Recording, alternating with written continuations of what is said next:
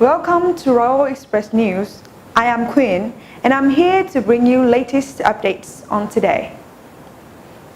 President Trump and his son-in-law Jared Kushner are expected to meet the musician Kanye West on Thursday at the White House, two people familiar with the plan said.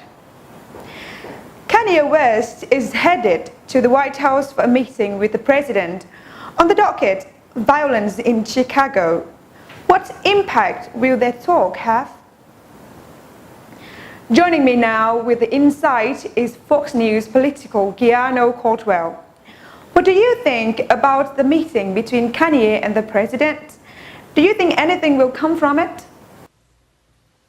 Well, I think this is an exciting time when it comes to addressing the violence in Chicago. As you know, candidate Trump often discussed what was going on in Chicago, and I know to many on the left and naysayers in the media said, no, that isn't true. But what we see is systemic violence that has occurred in Chicago. As of today, we got over almost 24 shootings that have occurred this year, and the most deadly weekend in Chicago's history occurred this year. So when it comes to the topics in which they'll discuss, that'll be one of the things. Police reform, not police reform, but prison reform will be another, criminal justice reform, because I know Jared Kushner will be in the room, and these are issues that the administration does care about, and they want to see some solutions come to the table. Just to remind people at home, when you talk about violence in Chicago, you know firsthand. You're not just talking about stats and poll numbers and that type of thing. Your younger brother, lucky to be alive as a result of some of that. Can you tell people a little bit more? Absolutely. Last year during Memorial Day weekend, my younger brother was in a car with a couple of his friends when two men walked up and shot the car 25 times. Thankfully, he lived, but his best friend died in his arms. And that's why this issue is so important to me. And I'm so thankful to our Fox News family, which have allowed me to highlight this issue and go into Chicago, interview the gang members, and talk about these various systemic issues, whether it be on Fox and Friends or the Laura Ingraham angle. This is why this is such an important issue. And I know President Trump has recently discussed the consent decrees that are going on in the city of Chicago. The decree address issues like community policing and impartial policing, crisis intervention, use of force. What do you think about stop and frisk? He was talking about that on Monday.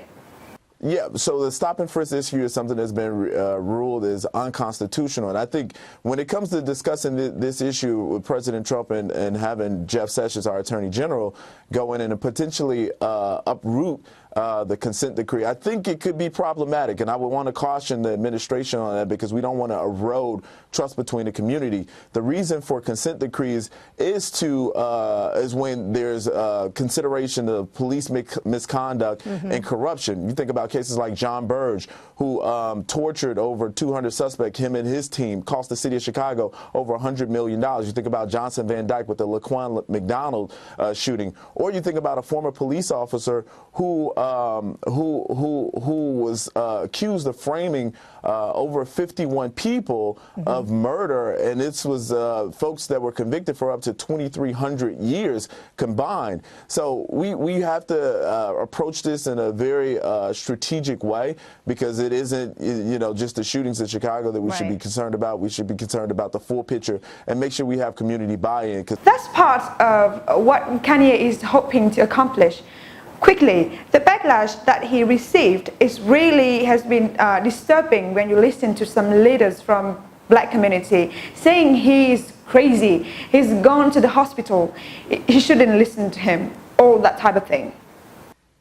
I am completely disturbed that they would go after Kanye in a way that they have.